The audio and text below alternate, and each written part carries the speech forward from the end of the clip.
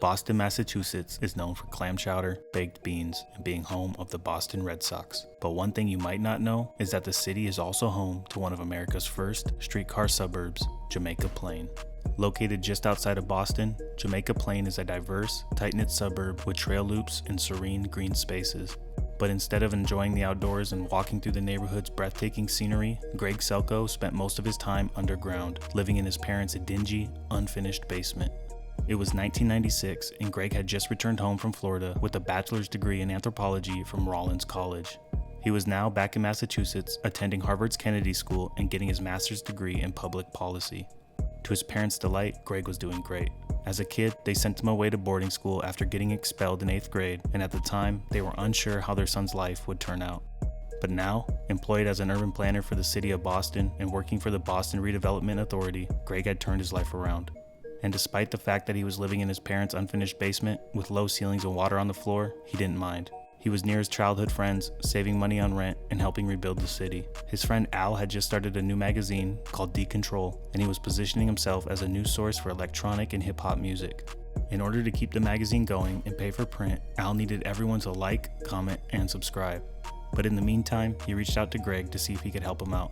Greg had grown up fascinated with breakdancing, graffiti, and fashion, doing whatever he could to stay at the cutting edge of culture. Knowing he had just graduated college, Al called up his longtime friend and asked Greg if he could help him develop a sales and marketing plan for Decontrol. Al desperately wanted to keep his business going and needed Greg's help selling advertisement spaces within the magazine. Despite the fact that he didn't have any experience in sales, Greg agreed to join the team and help his longtime friend make some money. Starting at square one, the first thing Greg did was open the magazine and flip through it. As he was familiarizing himself with the content, he quickly noticed that all the musicians were wearing cool clothes, and since he loved urban culture, Greg pitched Al an idea. Instead of selling advertisement spaces to big companies, Greg told him he should sell ad spaces to clothing brands. That way readers could benefit from the ads as well. It was a genius idea, and both Al and Greg thought they had struck gold. But the following day, as Greg called all the independent clothing brands that the musicians were wearing, he discovered that none of them could afford to advertise. They were simply too small. All it took were a few failed sales pitches before Greg realized he was onto something bigger. These brands were dope, but without advertising, there was no way for people to find them. You couldn't even look on the internet because a majority of them didn't even have a website. Clearly, there was a supply and demand issue, and Greg knew it. People wanted to buy the clothes that these artists were wearing, but there was no one to meet that demand. At the time, if you lived in a remote part of the country, then there was no way for you to find or shop from smaller brands. Greg immediately knew he wanted to provide a solution, and in October of 1999, Greg quit Decontrol and offered his friend Adrian $500 to make him a website that could house all of these up-and-coming clothing brands. At the time, Adrian had just graduated from the University of Vermont and was back home living in an abandoned building making stained glass art. Although Greg's idea was undeveloped, Adrian needed the $500 and agreed to help him build the website. Since Greg didn't have a name for it yet, Adrian decided to use a Buddhist symbol for the branding, and by December of 1999, Greg got his first website. It was a Yahoo-based store, plain and rudimentary, but Greg didn't mind. He also kind of liked the branding. His buddy had used the Buddhist symbol for karma, which has intricate looping elements, and Greg immediately took inspiration from it. From that moment on, Greg would refer to his website as Karmaloop. But before we get into it, we gotta run it back. I'm just sitting on the TV watching couch. It get toxic, I ain't boxing. I unbox me a Glock and I knocked him out. I need an ounce of that kush, I can't go without. I keep slurring my speech, I've been smoking weed I can't pronounce. Man, if anybody snitching, believe it's gon' get announced. But he take it or leave it, I'm sticking firm to the amount. If you seen your boy out in traffic, you must have been en route. Money stupid dirty, can't even put bucks in account. Greg Selkoe's initial concept for Karmaloop was to provide an online, easy-to-access retail platform for exclusive, hard-to-find streetwear brands. Although he was still working as an urban planner, Greg was determined to make his website one of the hottest online clothing destinations ever. Each day, after returning home from work, Greg would go straight to the basement and continue working on Karmaloop. Operating out of his parents' basement helped him keep his overhead costs low and gave him time to cultivate his platform. Karmaloop wasn't just a passion project. Greg wanted to do it big and had dreams of taking over the entire online retail space. After figuring out the logistics, Greg saved up $26,000 in cash and was ready to buy his first set of inventory. Some of the first brands he called and purchased clothes from were 555 Soul, Fresh Jive, and Kappa. But buying clothes at wholesale, becoming a stockist, and running his website wasn't cheap. Before he knew it, Greg was investing his entire 9-to-5 paycheck into Karmaloop. His girlfriend Dina was helping him out. She would pick up packages and drop them off on her way to work, but that still wasn't enough. Greg desperately needed help with funding, and after a quick search around Boston, he found an investor. Although the money helped Karmaloop stay afloat, Greg gave up 50% of his company in the process. Sadly enough, the investor didn't believe in Greg's idea, and after just 1 year at Karmaloop, he ditched the business altogether and moved to San Francisco. This forced Greg to use the last bit of money he had to buy back the remaining 50% of Karmaloop, which ended up costing him $10,000.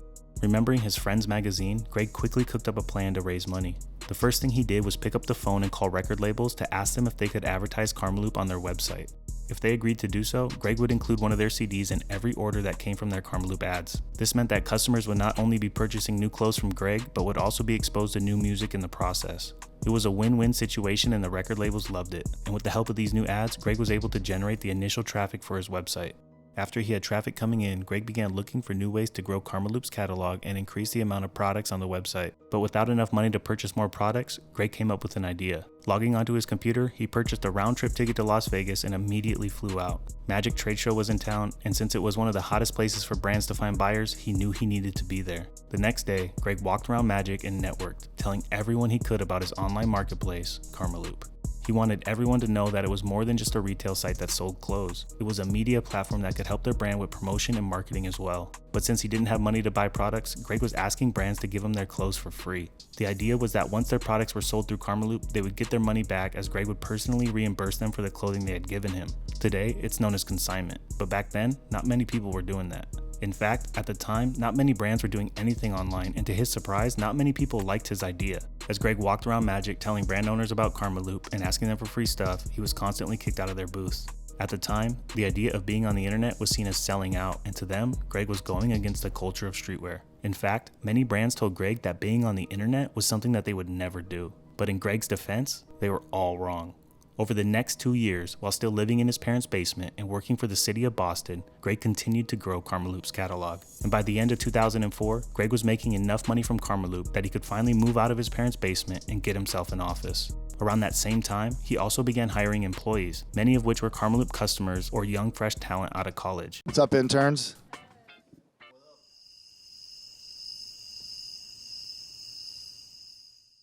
As new talent came on board, Karmaloop experienced a year of solid growth, and in 2005, Greg launched the first ever Karmaloop brick-and-mortar store on Boston's Newbury Street. For doubters that said he was just an internet brand, this proved them wrong. Karmaloop now had an official storefront like other streetwear pioneers at the time.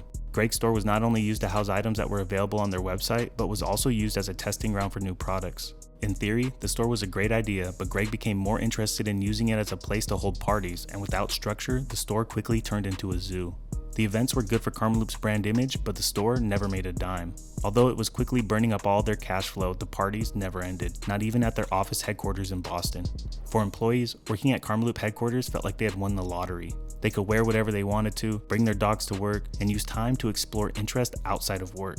Plus, their after-work parties were some of the best in Boston.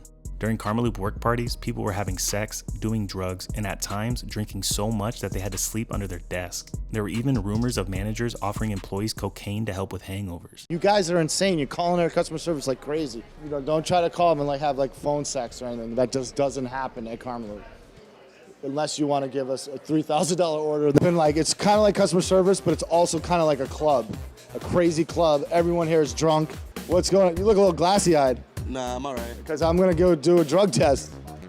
I'm on the phone with a customer right now. Yeah, well, that's too bad. Now the customer knows about your bad habits. I'm on the phone with our...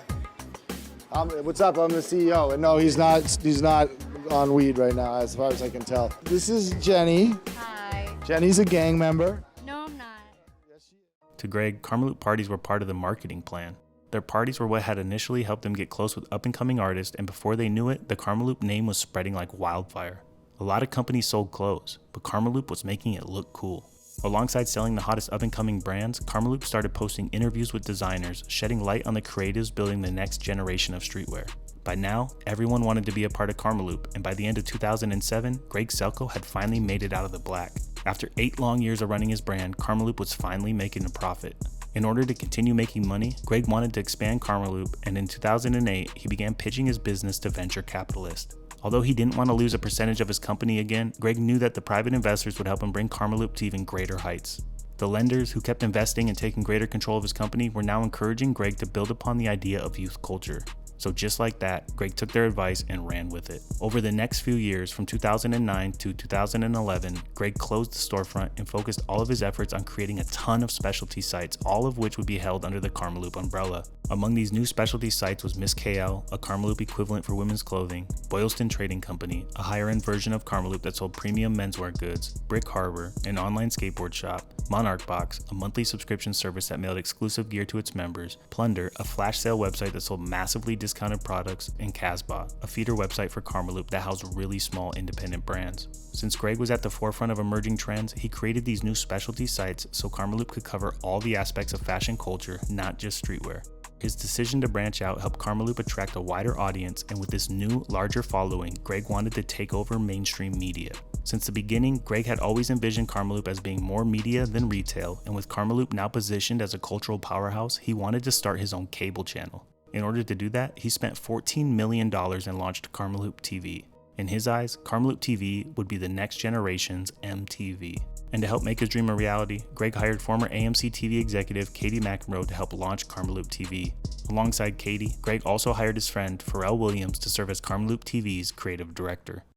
It's a natural progression, and you know, I think it's about time for the corporate world to sort of understand that these kids have a voice, and they're no longer going to wait for the older guys, you know, to figure it out.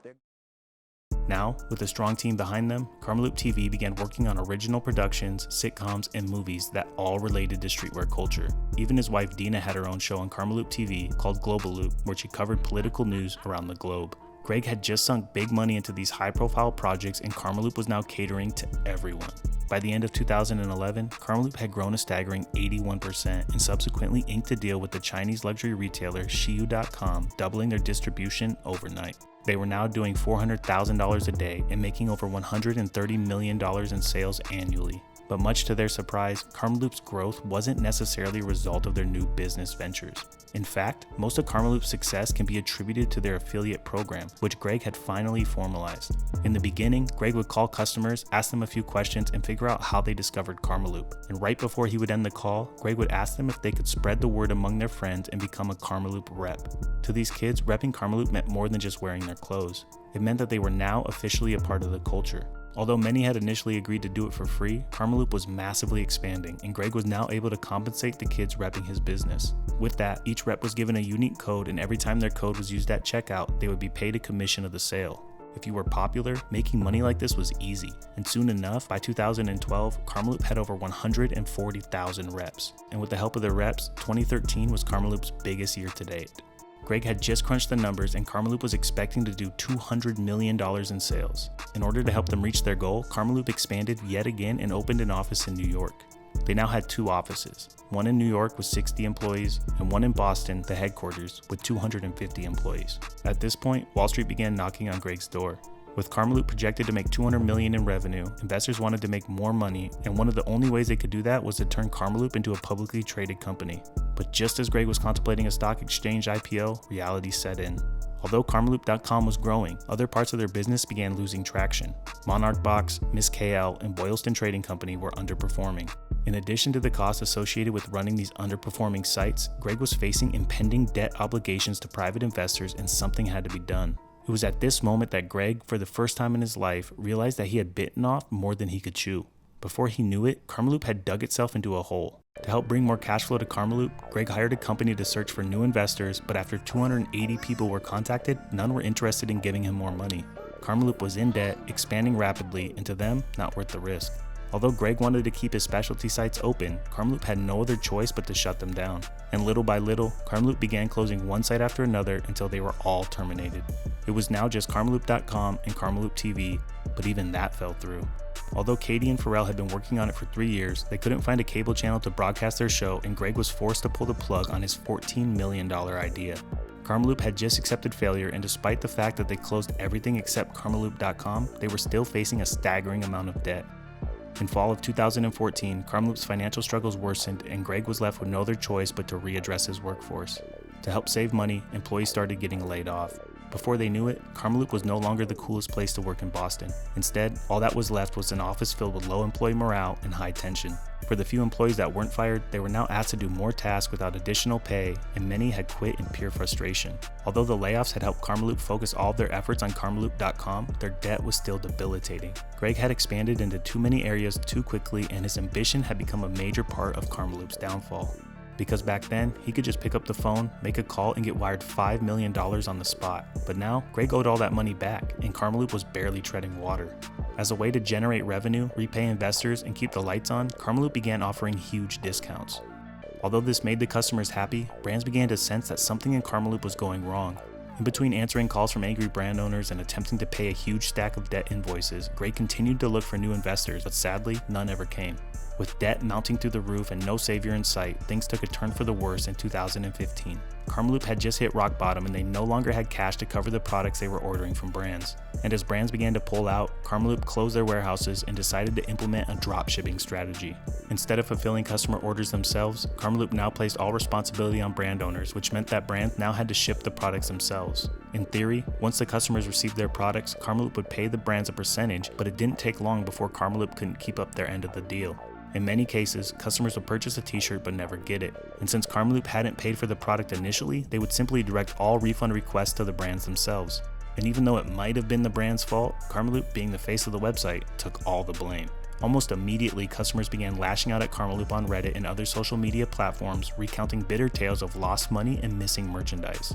But to Karmaloop, the customer was their last worry. Over 5,000 brands were owed money, and Karmaloop was on the hook for over $19 million in unpaid vendor fees. The brands that were owed the most money were 10 Deep at $313,000, Mitchell & Ness at $191,000, and Vans at $126,000.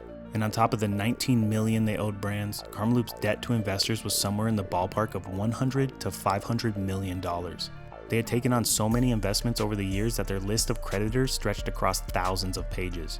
Despite the fact that they were still doing $85 million in sales, Karmaloop was unable to pay back brands or refund customers and had no other choice but to file for bankruptcy.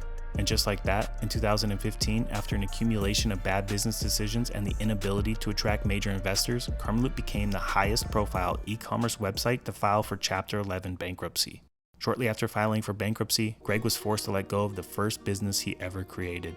Investors wanted their money back, and in order to get it, they needed to sell Karmaloop. But to Greg's surprise, nobody wanted to buy it. After a month on the market, the sale of Karmaloop was coming to a close and they hadn't even received a single bid. But little did they know, Convest Capital was waiting for the right moment to strike, and on May 21st, 2015, they pulled the trigger and purchased Karmaloop for a minimum bid of $13 million. After buying Karmaloop, the first thing Convest Capital did was restructure the management roles. Moving Greg Selkoe to an advisory role, Convest Capital hired Seth Haber, the former co-owner and director of Agenda Tradeshow, to serve as Karmaloop's new CEO. This devastated Greg. Everything he had worked for was taken from him in the blink of an eye, and just a month after being demoted, Greg sent a resignation letter to the Karmaloop family, apologizing to his former employees for everything he had done. I am so sorry I failed you in the end, but I hope you know I tried as hard as I could. Now, with Greg out of the way, Karmaloop's new CEO, Seth Haber, had a lot of work to do. The first thing on his list was to repair the relationships that Greg had ruined.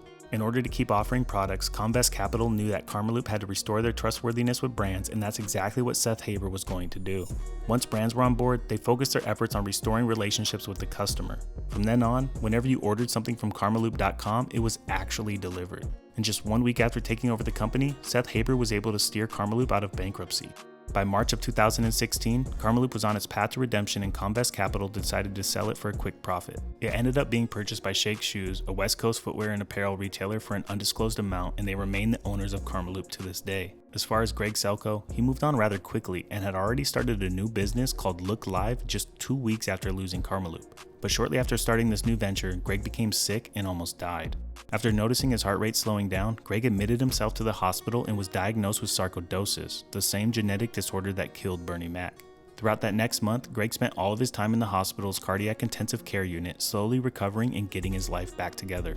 After leaving the hospital, Greg ditched Look Live and started a new business called WanderSet. Launched in 2017, WanderSet.com was Greg's first true venture back into the fashion industry.